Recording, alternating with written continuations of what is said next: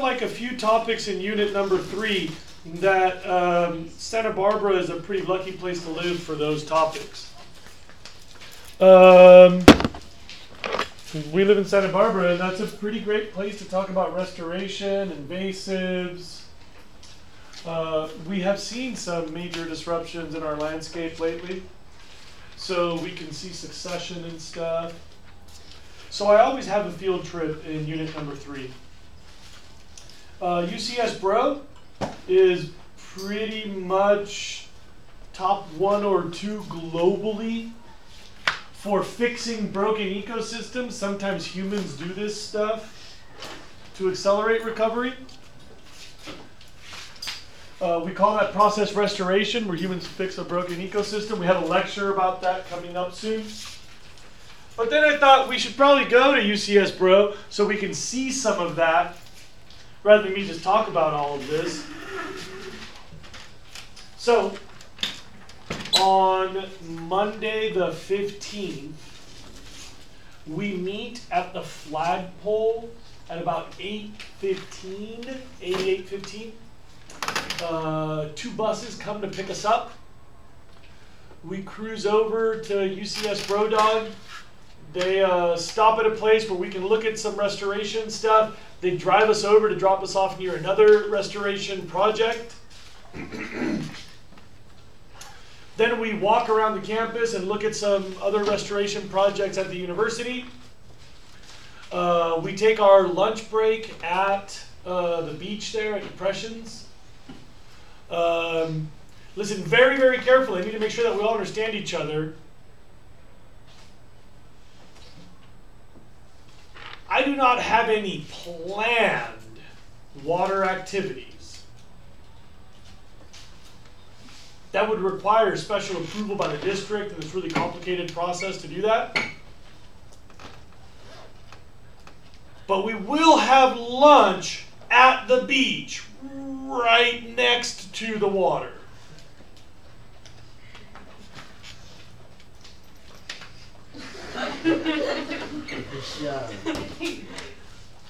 Rogue waves are common, so I'm going to have some trunks and a towel just in case. Of course, I haven't planned on water activities. Anybody here happen to be a junior guard by any chance, or has ever done junior guard training? Oh, that's so tight. Are any of you planning to go on this field trip by any chance? All right, so, I mean,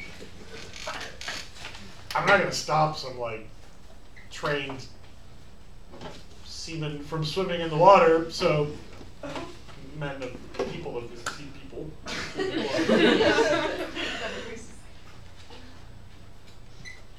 Okay, so bravo. I think we'll be all right. Please bring the completed field trip packet. Tuesday of next week. You can see I added it to our calendar just this morning.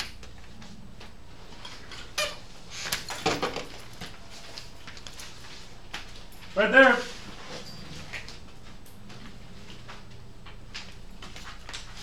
So you can still get period 4 and 5 signed off today, and you've got all day Monday to get teacher signatures, and then you've got periods 1 and 2 for those.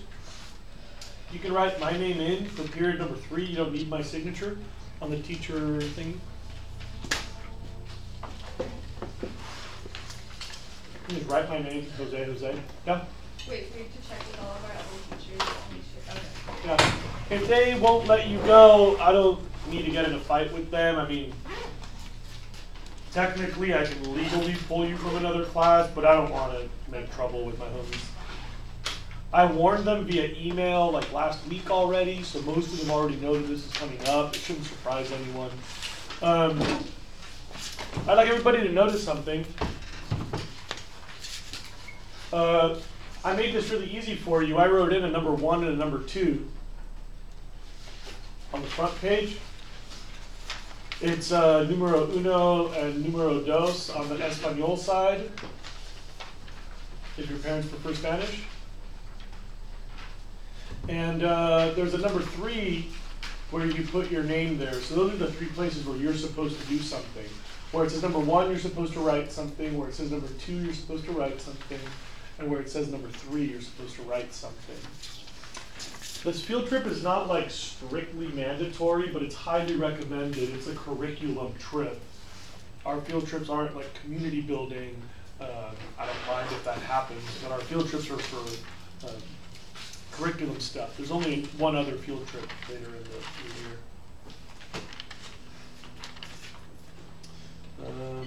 All right, junior guards, what good news? JGs. Could you please start streaming? Oh, we're streaming already? Yeah. Thank you. All right.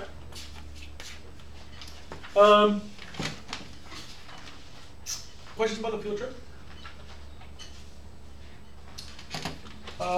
Take out your notes from 3.1. I want to make sure that we got all the right stuff day before yesterday. 3.1 was Wednesday here, right? We're going on Wednesday? Did we already go over 3.1? I think so. I just want to make sure that we got the right words, but I think we'll probably do it.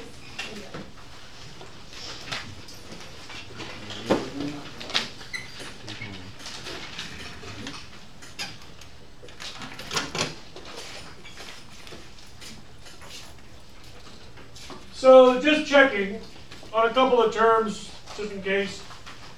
Primary, secondary productivity, energy efficiency, 90-10. 10 is a rough estimate. Net productivity, gross productivity, solar restoration. Why we should all feel bad about eating cows. Did we do all that already? That's 1, 2, 3, 4, and 8. Anybody want to double check on anything?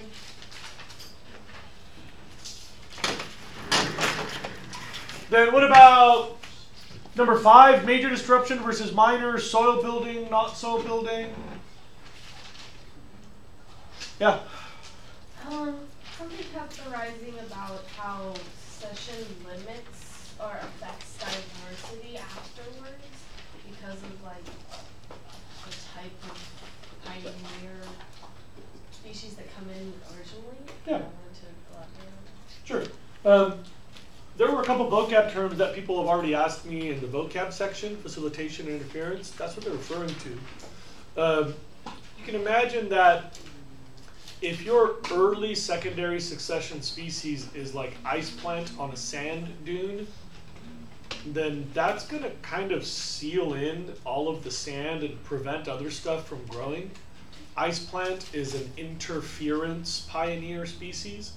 So wherever ice plant gets started, nothing else grows there, especially here in Santa Barbara, where our native plants aren't used to ice plant being around. So it's possible for your pioneer species to limit later succession. They represent an interference, a blockage to other species later. On the flip side, there are early succession species that encourage others. Grasses tend to increase organic material in the soil. They build dirt quickly. So every time that they fall over and dry out, they start to mulch the soil. So as soon as you get grasses, you wait 1 or 2 decades and you've gained like a foot of dirt.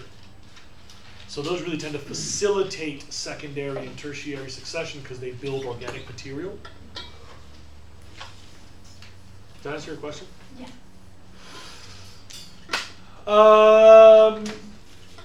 Did I define tertiary succession on Wednesday? When the other parts of the food web move in, like the insects and the pollinators and the birds and stuff? Type. So I think we're done with 3.1. Unless you wanted to ask me something, I would go to 3.2. Let's go for 3.1. Yeah. Could you just go over number 8 just quickly? Yeah, sure. There's an implication to the trophic pyramid for humans. The further up you eat on the food chain, the less calories are available because that step has wasted all the calories of its metabolism life, right? So like you could eat the grass or the cow or the wolf, but there's a lot more calories of grass than there are of cow, and there's a lot more of cow than there are of wolf. The wolf spent all the other cow calories, the cow spent all the other grass calories being a wolf or being a cow. So there's an implication for humans. We do have limited productivity. There's only so much dirt that we can use to grow food for humans. And every time we feed that grain to an animal so that we can eat the animal, it's like saying all the calories I could have given to my fellow man, I'd rather feed to a cow so that I can eat that little bit of cow, but that's only going to feed one of us. So this doesn't mean that food distribution is equitable and that those people would have had food otherwise, but it does mean that you could feed a lot more vegetarians on Earth than you can feed carnivores on Earth.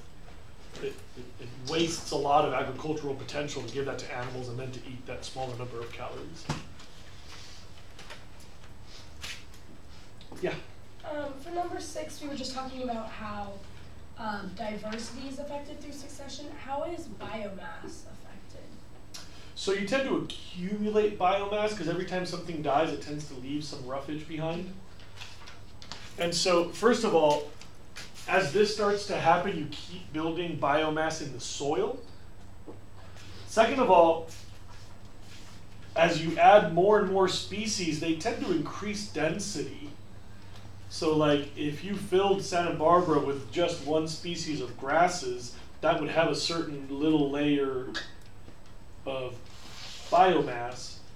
But if you add species which have really big roots, that adds more biomass below the soil. So now your biomass layer is bigger. If you sprinkle in some trees there, then you've added biomass because now they stick up on top. And if you start to squeeze a bunch of ants into the soil, then you keep. So every time that you add a species, they tend to build on the biomass. Biomass accumulates through succession. Kind of has a limit, the productivity limit. Like you can only have so much life given that much sunlight and water. But yeah, succession builds biomass. And thanks for asking that question. I wasn't planning to talk about that. What else? If you had study goals on 3.1, this would be the time. Can you explain niche more? Then let's go to 3.2. 3.2 now.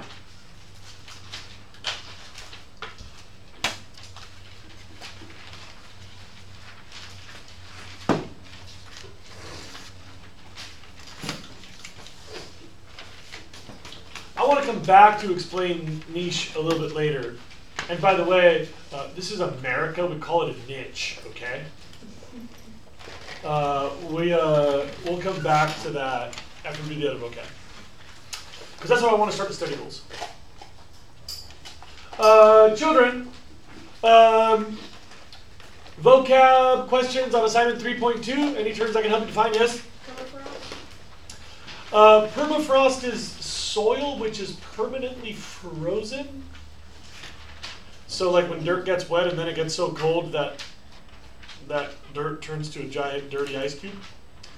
And I'll go over the biome terms when I give you like a little slideshow tour of biomes. I got like 200 PowerPoint slides to do really fast and look at all the biomes. What else? Vocabs? Yeah. Can you please elaborate a little bit more on the founder effect? Yeah, sure.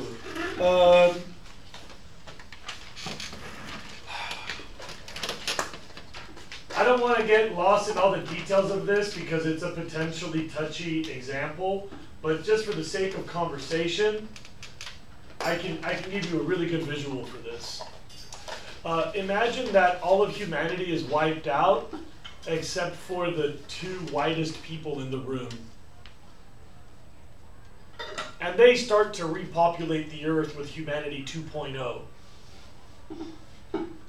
Because they were the 2 whitest people in the room, we would have humanity 2.0 being more white than it is now. That's called a founder effect. If I pick the 2 tallest humans in the row, humanity would be taller in 2.0 than it is now. It's the idea that whichever individuals start a population that population tends to be kind of like the founder effect. Yeah. So is that dependent on if it's wiped out first and then like there's people left, or can it start just Well, it only applies when we're talking about the starting of a population. So it can either be recovering from being wiped or showing up in a new place. Hey, like that's a fascinating question. If we went to Mars, we would be deciding what Martian humanity is like based on who we send. Like we could send people of color because we have a pretty colorful planet.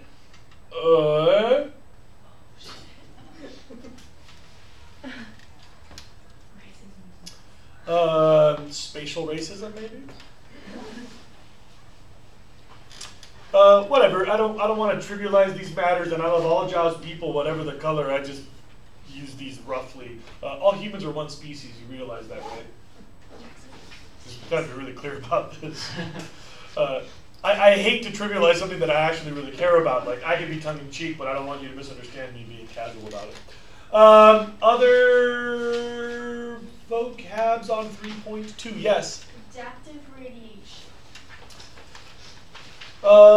I just need to check in on something. Raise your hand if you've had a good high-value biology class in your life. Raise your hand if you've had some other quality of biology class in your life, like you did bio but it wasn't helpful to you. And raise your hand if you've never had a bio class. Today's lecture, or what remains of today when we talk about evolution and genetics, will be a really, really meager review for the kids that had good bio. And will be a really, really crappy intro for the kids with no bio. But I got to split the difference here, okay? Adaptive radiation is the Darwin's finches story, the Galapagos Island finches. How many of you have heard this story? Where Charles Darwin was on the HMSS Beagle and was shooting a bunch of stuff for his job and he saw these wacky finches. Okay.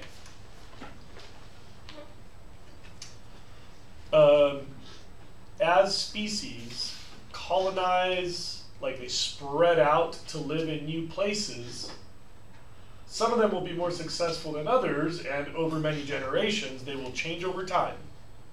This is the example that has been made famous, and the one that Charles Darwin said is what guided him to imagine natural selection.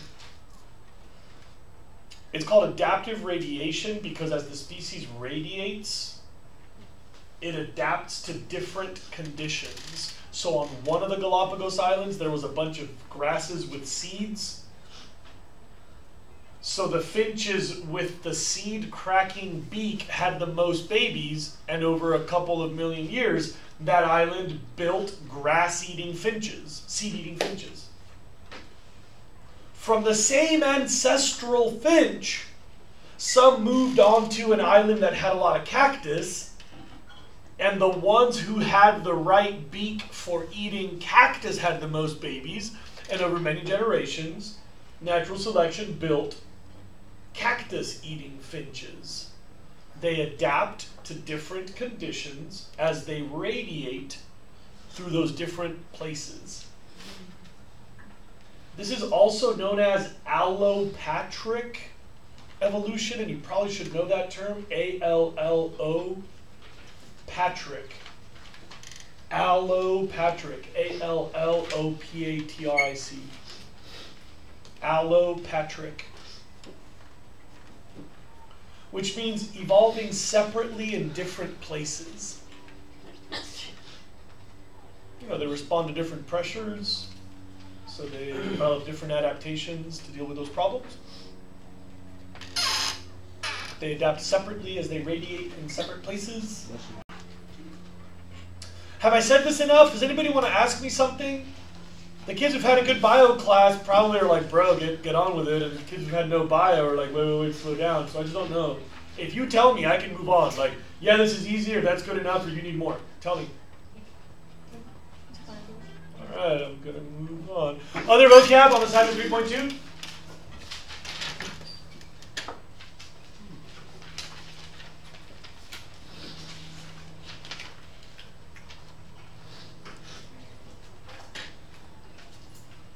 No? Genetic drift.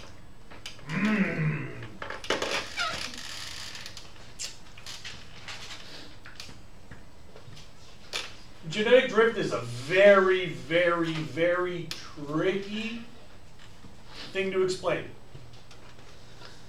I want to give you the key part first, then I'll explain it, and then at the end, you'll see why it's a key part. For genetic drift, if you didn't write this down, you have to add it right now first. Small populations.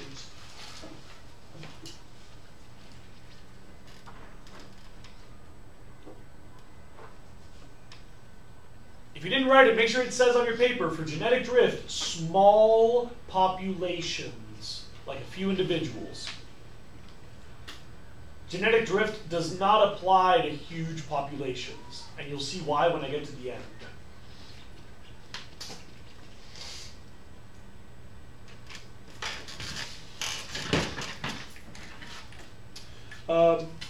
I think you all know that we have on Earth a bunch of different humans, and some are tall and some are short and some are thick and some are thin and so on. Globally, some random event kills off one human. Does that random event have a big impact on total human genetic diversity? Explain why with words. It's not a rhetorical question. Why not? The population is so big that it doesn't impact. That's right. The population is so big that it doesn't impact any particular genes. Can anybody imagine a case where it would? Smaller population. Well, what about in a huge population? What would have to happen for that single random event to have a big impact on genetic diversity? Genocide. No. If a single person dies at random, you can dream on for later, but what random event where a single person dies would impact genetic diversity? In which case? Like Genghis Khan. No. A single random event. Yeah. Like if they're like the last person. Or maybe if they had some unique genetics. Like if I died by accident, humanity just got way stupider and way less sexy. Right? Because, all of you are pretty plain. Thanks. Average. If we lose your genes, meh. Meh.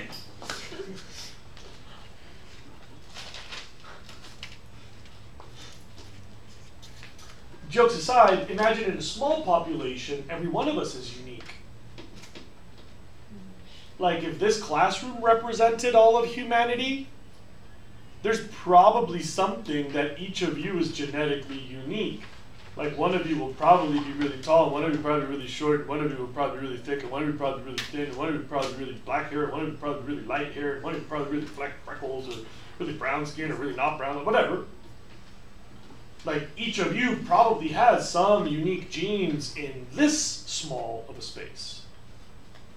Now, any random event would have a significant impact on our total human genetic diversity now. Like, who's the shortest person in the room? Race to the bottom? Okay. So if you were to randomly die, like, that would be, oh my God, all of a sudden we have shifted the height genes upward because we just lost the bottom end of that diversity. And so that's what makes you the unique genotype. And then, like, if hair color were a single gene, then whoever's got the darkest hair would be like, that's what makes you a unique example. And then whoever's got, like, the bushiest eyebrows or whatever, I don't care, like, everybody's got something. In this point, okay, great, yeah. or the dopiest. Okay.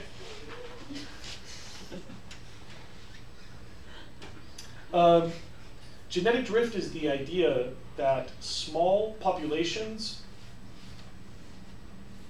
have a genetic diversity which drifts. Genetic drift. Where genetic diversity just changes randomly. It's not changing because of evolution. It's not a selective pressure that picked the tallest to have more babies. It was just a random event that made those individuals on average taller over time. In big populations, our genetic averages are adaptive. Like if we lost the shortest genes, that's probably because they were having the least babies in all of humanity. Or if we lost the tallest genes, it's probably because they were the ones who were hardest to feed or most visible to predators or most likely to fall over or whatever. Like there's a reason why genetic averages change for a large population. Small populations, random changes affect genetic diversity. That's called drift.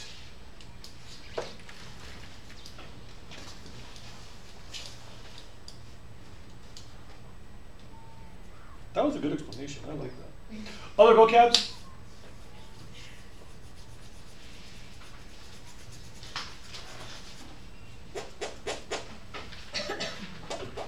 Divergent evolution? This is where populations become increasingly different, or species become increasingly different, usually because they're responding to different selective pressures. But in the book it said like emus and ostriches. And That would be convergent. no, but then like it listed it after divergent. That's why that was confusing. I apologize. I can't speak to that. But I can say that very, very different bird genetics have led to very, very similar ideas, like the emu and the ostrich. That's called convergence. When you start out being really different, but you end up being pretty much alike because you're solving the same problems. You've got the same selective pressures. So it makes sense to be ostrich-like in places where you do ostrich-ish things. I wrote though they separated, they had similar biomes and both maintained some similar characteristics. For convergence, For divergent. that is not divergence. I was just copying. Like I said, bro, I don't know that. I don't remember that page. I haven't even read that page. Divergence is to become increasingly different. Like lizards went to one continent and had these tails, and then went to another continent and developed these tails to become increasingly different. Convergent is now that they're different, they start to become more alike. They come on the same ideas. They converge on the same design. I got some crazy pictures to show you of convergence. There's a type of dragonfly which tries to breed with a completely different species because they look so alike that they can't distinguish from one another. And like the nuts and the bolts don't fit, you know? But the poor dragonflies can't tell that they're so similar. There's like a python in New Zealand that has or New Guinea, that has basically the exact same physiology as a boa in Venezuela. But their most common ancestor was like this big, dumpy swamp snake. And then they've completely diversified and become totally different. Boas and pythons are very different groups of snakes. And then because they do the same job in the same biome, they're basically the same description, and they're really difficult to tell apart. Like you really got to know your stuff to know which one is which. They converge on the same design. Other vocab?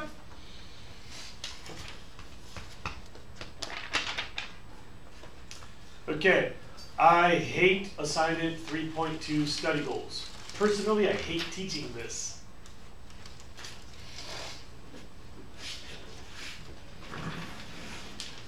Let me explain. I hate teaching this because, first of all, I love this topic. Evolutionary biology, that's my actual academic background. Like I did not get an environmental science major. Like that wasn't a major when I was at university. Like I didn't even think about that. If you had to describe the top, I got three different majors because I wanted to really cover this one thing in evolutionary biology. Evolution is definitely my academic forte. That's like the one thing where like I can talk to pretty much anybody in the world, no matter how good they are at science, about evolutionary biology. Like it might take me a minute to figure out the lingo and then we're good. Like I'm really into evolutionary biology. This is my strength and my biggest interest. Problem is, some of you already know enough evolution to do this class. Some of you have never had bio, so I gotta get you up to speed. And I don't know where to cut you off because I can talk about this for days. So I'd like to try, if you don't mind, I want to try to explain a little bit of evolution, and I don't even know which study goals this answers, because for me this is all like, it all blurs together. I can do all of these together. I'll probably do number 10. Here we go, let's do number 10.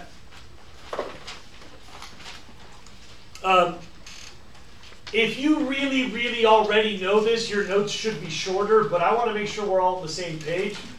So let's try some things out for number 10. First of all, individuals of a species are not identical. If you already know biology, that term is variation. We're different from each other. Because of sex, you kind of shuffle the cards. If you've had biology, mitosis is not the same as meiosis. When you make your gametes, your sex cells, the sperm and the egg, they're taking half of what you've got and they're mixing it with half of another person, and that's your baby. Usually it's half and half. So first concept you need to know, if you're new to biology, you need longer notes, there's this thing called variation. Individuals are not the same. Some of you are ugly, some of us are good looking. Some of you are plain, some of us are extraordinary. You understand.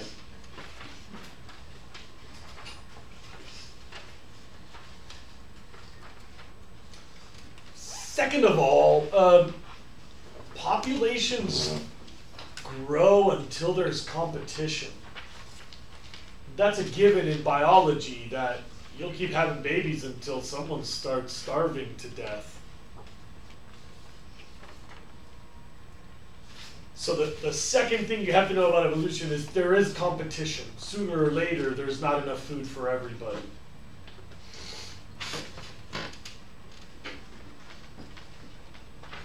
And finally, the third thing you have to know about evolution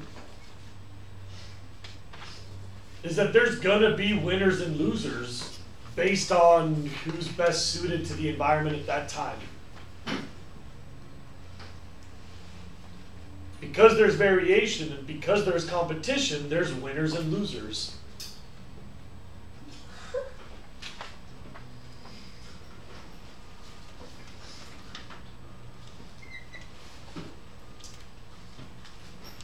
So, given variation and given competition, some individuals are going to have more babies,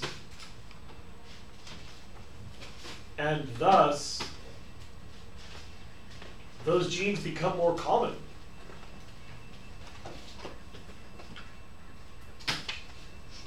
Like if you've got the genes for lower success, well, you're going to be really hungry and sickly. When it comes time to breed, you're not going to successfully make a bunch of babies, and thus your genes will eventually disappear because they're loser genes. And some of us who are very well fed and very healthy, when it comes time to make babies, we can make hella babies. And our genes become more common because we've got the winning genes.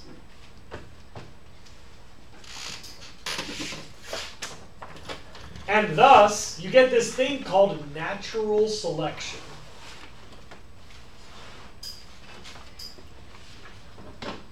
Where the individuals who best fit their environment have the most reproductive success, and thus direct changes in genetic diversity of the future. They make the winning genes more common. Yeah? Do you think like the human race has natural selection in it? Yeah, so that's a really common and really good question. Hold your breath and ask me the same thing in 2 minutes. You can start a timer or watch the clock, something. 2 minutes. First, I want to check in on that explanation I gave of what natural selection is. The idea that the environment picks winners and losers, and so there will be more of the winner genes and less of the loser genes because of differential reproductive success. Anybody want to ask me questions about that explanation? Like, this is supposed to be evolution for beginners. Like, how much again? So do you think the human race has natural selection? So there's a very interesting question here. First of all that evolution means is the genetic frequencies are changing over time. And we do have some humans making more babies than others. So humanity is evolving right now to be more Southeast Asian, because that's the region of the planet which has the highest fertility today. So those genes might not be smarter or dumber, might not be taller or shorter, but they are becoming more common. And if they were shorter or taller, then humanity would be evolving to be shorter or taller. And if they were more intelligent genes in that part of the world, becoming more intelligent or whatever. But that doesn't mean that they're more successful. They just have like more people. This is what's interesting. That we don't necessarily mean success in the same way right now. Oh yeah. Right? Something. Like the best way to be economically successful is to have rich ancestors. We know that today, the best predictor of your lifetime success, cultural, social, economic sense, is how much money your mom and dad make. That's pretty much unavoidable. That there is no argument that poor people have equal chance of success. That's not real. So what's interesting is wealthy people tend to not have as many children. So if there were a genetic correlation between our socioeconomic success and genes, those genes would be going extinct. You know what I'm saying? Yeah. Separately, there are genes that make you less biologically successful. So back in the day, being blind like me, if you're a giraffe, I can't tell, I'm sure I couldn't hit you with a spear. Right? Yeah. Like, I'm blind, bro. The genes for being this blind would mean I starved before making a baby. If I got lucky and could pull off making a baby, I sure as hell couldn't feed it, so it would starve to death. So blindness used to be selected against. These genes were pretty rare because that genotype didn't usually have a lot of reproductive success. But modern civilization has removed some of our selective pressures. Like if you're born with no legs, historically, you probably weren't chasing a gazelle down. But nowadays, if you're born with no legs and your parents can afford the medical treatment, you got no limits to your success. You could be a bazillionaire or you could potentially have like a successful family life and like make plenty of beautiful babies, who knows? There's a lot of like deal breaker genes which are now okay, no problem. You know? Born with no fingers, Yeah, like, modern technology. You're born with crooked teeth, we'll just wire them up. So it's kind of interesting that modern civilization has removed selective pressures, and you could say that humans are probably becoming less fit for living in the wild. Like after the apocalypse, a bunch of us are gonna starve. Right, like I drop my glasses and that's it for Jose, right? Like the hordes come chasing after me and I go, oh, my glasses, and then it's over. So if I can't go to Costco, I'm out. So you can imagine that humanity is evolving. We are evolving to be more Southeast Asian. May not have any correlation to success. We're evolving to have less of the genes that make you rich if genes make you rich. There's really no evidence of that. Right, that's more motivation. Well, you know, I think it's got a lot to do with how rich your parents were. And so right now in some countries being white means your parents are richer than average. So like that's kind of true, I guess. But anyway, those genes are going away because rich people have less babies. And we are evolving to be less good at living in the wild because modern civilization lets us cheat those limits.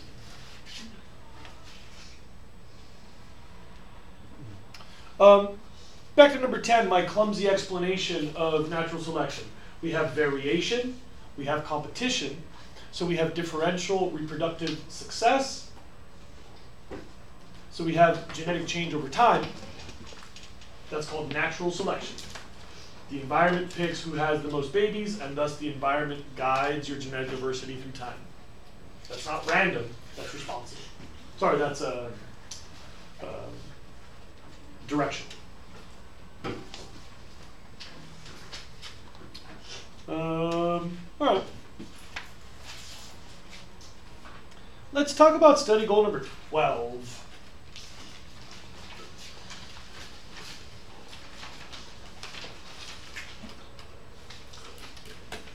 Somebody asked me about niches, right? Yes. Niche. Touche, my friend. All right.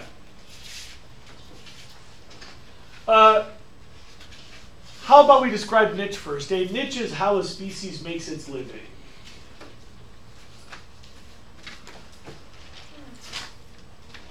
And there's a gazillion ways to say this, but I really like that one. How a species makes its living. I think that's the best way to say this.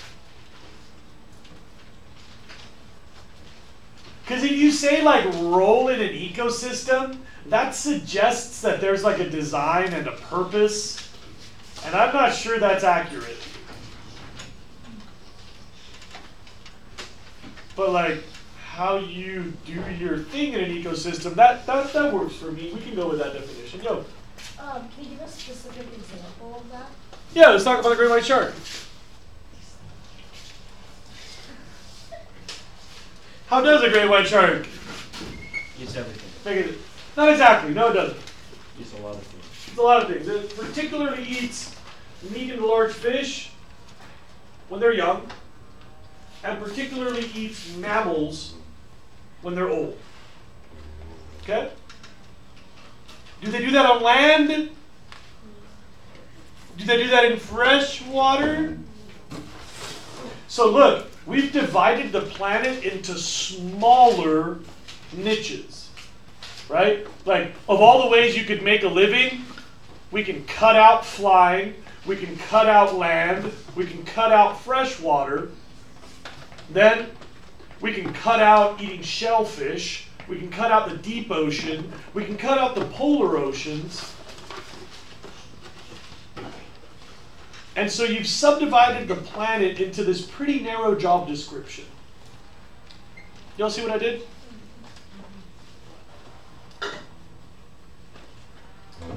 Temperate, salt water, top 200 feet.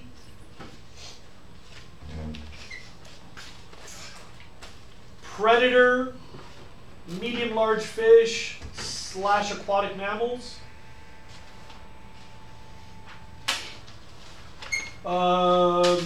Chase and lunge is the type of predator that they are. So they don't wait with their mouth open and snap their mouth shut like an alligator. They like hunt, chase something, and then speed up and get it when it's tired.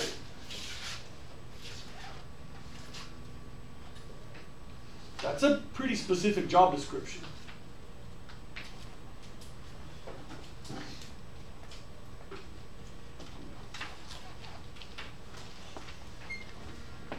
We say in evolution that that's kind of a filled job description now. Like once you shrink the niche down enough, and a species has that job, other ones can't take it. Like, who's going to outcompete a great white shark at being a great white shark?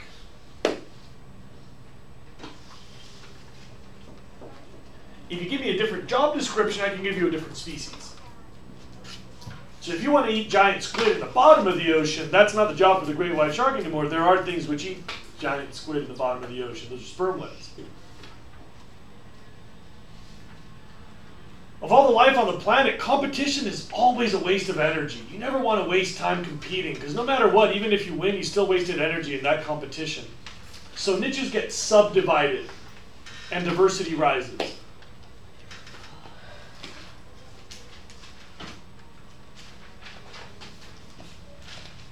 I want to talk about being a mechanic for a minute. Can we switch gears to another side trip on the same topic? This is still about niches. You'll see later that this is still about niches.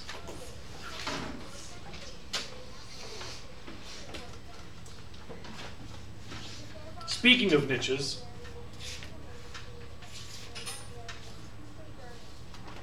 let's imagine that I am Jiffy Lube. Senor Jiffy Lube. So as Senor Jiffy Lube, I can work on your Honda, your Toyota, your Mercedes, your Ferrari, your whatever you got. I'm Jiffy Lube. I can pretty much work on any car. Has anybody ever had car work done at Jiffy Lube? How did that turn out? It was my mom's car, so I'm not sure. But they take a long time, I know that. When I took my Nissan truck down to the Jiffy Lube, they were checking my spark plugs and somebody left a wrench on top of my motor.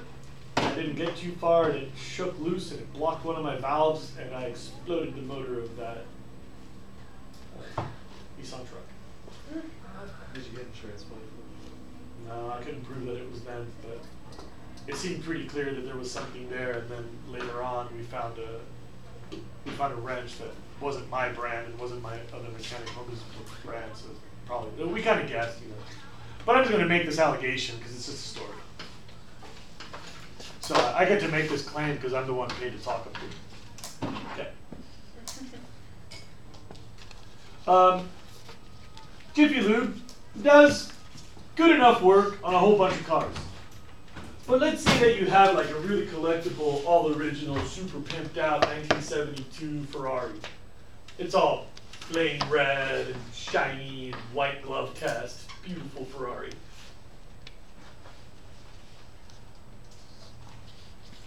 Do you want to take that to the Jiffy Lube, or do you want to take it to this new like Ferrari specialist that specializes on early 1970s red Ferraris?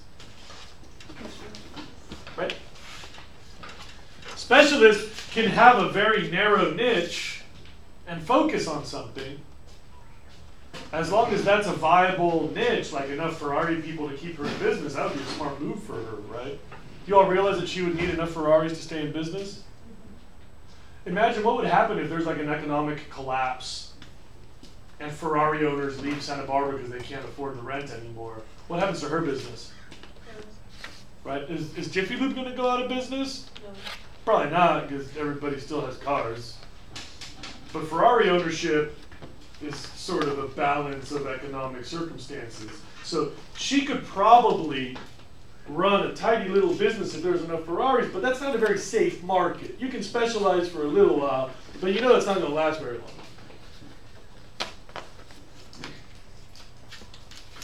I have to warn you, this Ferrari Jiffy Lube example is not actually about mechanics. So this belly flops if you don't catch this transition. Watch. Generalist species are ones with a really broad niche. They're not picky. They're ecologically Jiffy Lube. They can live in all sorts of places. They can eat all sorts of things. They're not very picky about conditions. A dog is a generalist. Like dogs can live all over the place. They can eat all sorts of stuff. A pig is a generalist. They're not very picky. Please look up generalists. Get ready to add a little something on your notes. A generalist has a broad, large niche, which means they survive changes. They can live in dynamic systems. Like temperature changes, so what? I am Jiffy Lube. Makeup of Santa Barbara car changes, so what? I am Jiffy Lube. Generalists survive changes. They can live in a dynamic system.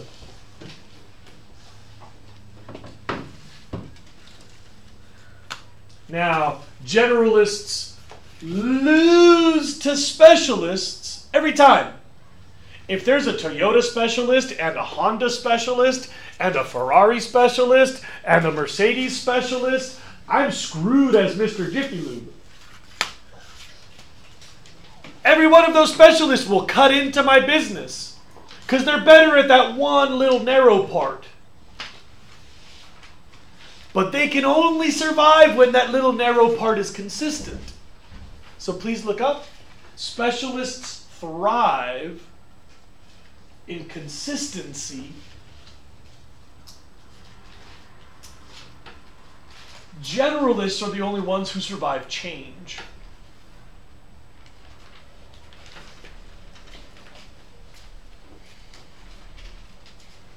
If you look through the fossil record, there's this really fascinating pattern. After a mass extinction, you see more and more and more and more specialization, and then there will be some big dramatic global change, and all the specialists go extinct, and you know who survives? The generalists. Like ants, they're going to make it through the next extinction. Those weird terrestrial orchids that live in Santa Barbara that need changing phosphorus and nitrogen levels and high soil humidity, those are very specialized. They don't stand a chance when the environment changes. So while things are consistent, specialists start to take over. They outcompete the generalists. But then whenever their rug is pulled out from under their feet, they all disappear, and the generalists get to thrive again.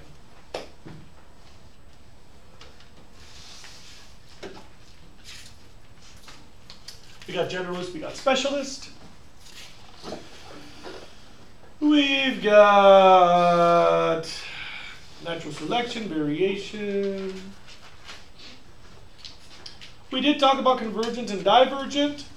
We'll come back to talk a little bit more about genetics later. I don't want to talk anymore. I'm done here. Questions on that stuff? Anybody? Anything I said so far? Those of you who had biology, did I say something wrong that your bio teacher said better or differently?